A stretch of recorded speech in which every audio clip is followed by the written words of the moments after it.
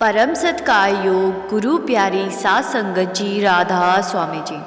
संगत जी, आज की ये साखी एक सच्ची घटना है जी, जो एक सेवादार भाई की है जी। उस भाई को गुरु घर की सेवा करते करते अहंकार हो गया था। आपसे विनती है जी, साखी को पूरा ज़रूर सुने जी, और इस चैनल को सब्सक्राइब करके हमें सहयोग करें जी। इस चैनल का उद्देश्य दुनिया को गुरु की महिमा के बारे में बताना है जी, और ज़्यादा से ज़्यादा लोगों को रूहानियत से जोड़ने का है जी। संगत जी, ये घटना एक भाई की है, जो भाई डेरे जाकर बहुत सेवा करता था। उसकी सेवा इतनी थी कि सभी उसको पसंद करने लगे थे। कोई भी सेवा का हुक्म हो तो उस भाई को ज़रूर बुलाया जाता था। उसकी सेवा को देखकर उसको जत्थेदार बना दिया गया और उसको कहा गया कि अब आप डेरे में सेवा लेकर आया करो। जितनी भी संगत आपके साथ जुड़ी है, आप ज़्यादा से ज़्यादा संगत को सेवा पर लाया करो। यह बात सुनकर वह भाई बहुत खुश हो गया कि शुक्र है मालिक का कि आज मुझे इतनी बड़ी जिम्मेदारी दी गई है और मैं अपनी सेवा बड़े मन से करूँगा। उस जत्थेदार भाई के साथ काफ़ी संगत जुड़ गई, क्योंकि वह भाई बड़े अच्छे से प्यार से सभी के साथ बोलते थे और काफ़ी संगत भी उनके साथ अच्छे से रहती थी।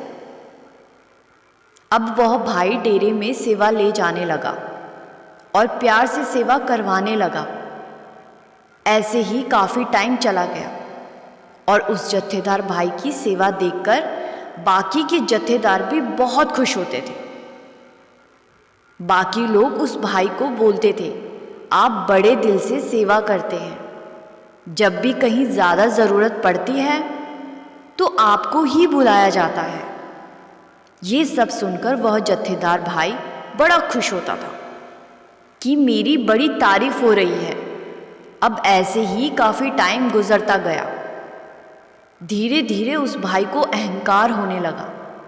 ऐसे ही एक दिन वह जत्थेदार भाई अपनी संगत से सेवा करवा रहे थे और इस जत्थे में एक बहुत अच्छा भजन सिमरन करने वाला भाई था, लेकिन वह बहुत ही गरीब था। वह डेरे में सेवा दिल से करता था, बिल्कुल भी बैठता नहीं था। अगर उससे कोई कहता भी था कि भाई थोड़ी देर आराम कर ले, वह भाई अपनी सेवा में ही लगा रहता था। ऐसे ही एक दिन सेवा करते करते सारी संगत चाय पीने के लिए बैठ गई, तो वह भाई उस जत्थेदार भाई के पास पहुंचा और कहने लगा कि भाई मुझे कोई सेवा बता दीजिए, मैं वह कर लेता हूँ। अब वह जत्थेदार भाई था, उसमें घमंड तो आ ही गया था। वो एकदम बड़े गुस्से से बोला और कहने लगा कि जो भी करना है करो, मुझे कुछ नहीं पता। जब सभी चाय पी रहे हैं और थोड़ा आराम कर रहे हैं, तू भी आराम कर ले। जब सेवा करेंगे तब तू भी कर लेना। यह बात सुनकर वह भाई वहाँ से चला जाता है और बड़ा उदास हो जाता है। उसकी आंखों से आंसू गिरने लगते हैं। तो जो उसके साथ वाले थे वह उस भाई से पूछने लगे कि भाई आप क्यों रो रहे हैं? तो वह कहने लगा कि मैंने तो कुछ कहा भी नहीं, मैं तो जत्थेदार भाई से यह पूछ रहा था कि अगर और कोई सेवा है तो मुझे बता दीजिए। लेकिन वह मुझे बहुत गुस्से में बोले। वह जो साथ वाले थे वह भी कहने लगे कि कुछ टाइम हो गया है, पता नहीं जत्थेदार भाई को क्या हो गया है। अगर कुछ पूछते हैं तो गुस्से से ही जवाब देते हैं। पहले बहुत अच्छा और प्यार से बोलते थे। हम तो खुद इस चीज़ से बड़े परेशान हैं और इसी गुस्से की वजह से हमारे जत्थे में 10 लोग भी सेवा पर भी नहीं आते हैं। सब बोलते हैं कि हम उस जत्थेदार के जत्थे में सेवा पर नहीं जाएंगे। फिर वह जो भाई था वो रोने लगा और अपने मन में यह सोचने लगा कि मैं गरीब हूँ, इसीलिए मेरे साथ ऐसा बर्ताव होता है। जब जत्थेदार भाई मुझे पसंद ही नहीं करते तो मुझे सेवा के लिए क्यों बुलाते हैं। फिर ये सब सोचते सोचते वो भाई अपनी सेवा करने लगा। ऐसे ही कुछ दिन और बीत गए। एक दिन खबर आई कि जत्थेदार भाई बीमार हो गया है। जब वह बीमार हुआ तो वह डॉक्टर के पास गया। डॉक्टर के पास टेस्ट वगैरह हुए तो टेस्ट में कुछ भी नहीं आया। तो वह सोचने लगा कि ऐसा मुझे क्या हो गया है कि टेस्ट में भी कुछ नहीं आया और मैं उठ भी नहीं पा रहा, चल भी नहीं पा रहा। तो वह बड़ा परेशान रहने लगा। ऐसे ही कुछ दिन बीते तो उन्होंने फिर टेस्ट करवाए। जब टेस्ट दोबारा से करवाया तो उस जत्थेदार भाई को मलेरिया बुखार आया। डॉक्टर ने उसको सख्त हिदायत दे दी कि घर से बिल्कुल बाहर नहीं निकलना। वो जत्थेदार घर पर ही बिस्तर पर पड़ा रहता था। उसका शरीर कमज़ोर हो गया था। वो बिस्तर पर लेटे लेटे सोचने लगा कि अब तो मेरे बगैर वहाँ डेरे में सेवा कैसे हो रही होगी। वो हमेशा यही सोचता रहता कि डेरे की सेवा तो रुक ही गई होगी।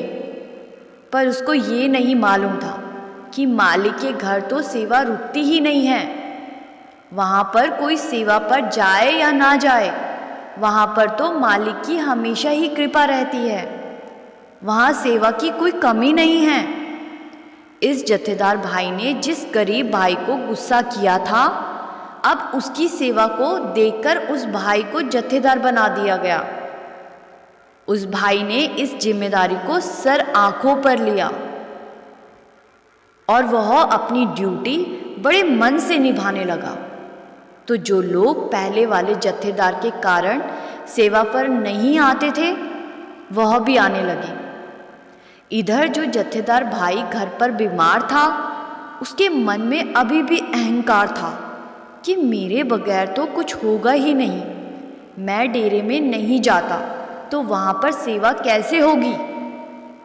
एक दिन उसके जो परिवार वाले थे वो सब कहने लगे कि तुमने कितने साल सेवा की है और इतनी संगत को भी लेकर जाते थे। तुम इतने बीमार हो गए हो, तुम्हारा हाल पूछने के लिए कोई भी नहीं आया है। किसी का फ़ोन नहीं आया, किसी ने पूछा भी नहीं है। 2 महीने हो गए तुम घर पर हो, इतनी संगत तुम्हारे साथ जुड़ी हुई थी, कोई भी नहीं आया है। यह बात सुनकर वो जत्थेदार हैरान हो गया। वो सोचने लगा कि मेरे घर वाले बिल्कुल सही कह रहे हैं कि मैंने इतनी सेवा की है, लेकिन मेरा हाल पूछने के लिए तो कोई भी नहीं आया। वो अपने आप से ही सवाल करने लगा। उसी रात जब वो सोया, उसके सपने में बाबा जी आए और उसको कहने लगे कि सेवा निष्काम भाव से होती है। सेवादार को अपने अंदर अहंकार को जगह नहीं देनी चाहिए। इतने में उसकी नींद खुल गई और उसके मन में आया कि शायद यह मेरे कर्मों का हिसाब किताब है कि मैं वहाँ पर गुस्से से बोलता था। मुझे अहंकार हो गया था कि मेरे बगैर तो डेरा ही नहीं चलेगा, मेरे बगैर तो कुछ भी नहीं होगा। यह मुझे मेरी करनी की ही सज़ा मिल रही है कि आज मैं बिस्तर से भी उठ नहीं पा रहा और सेवा पर भी नहीं जा पा रहा। तो यह सोचकर वह जब जत्थेदार भाई रोने लगा और बाबा जी के आगे अरदास करने लगा कि हे मेरे मालिक, मुझे बख्श दे। वह भाई रोने लगा और रोज़ सतगुरु से अरदास करने लगा। ऐसे ही कुछ टाइम बीता तो वह भाई थोड़ा ठीक हुआ।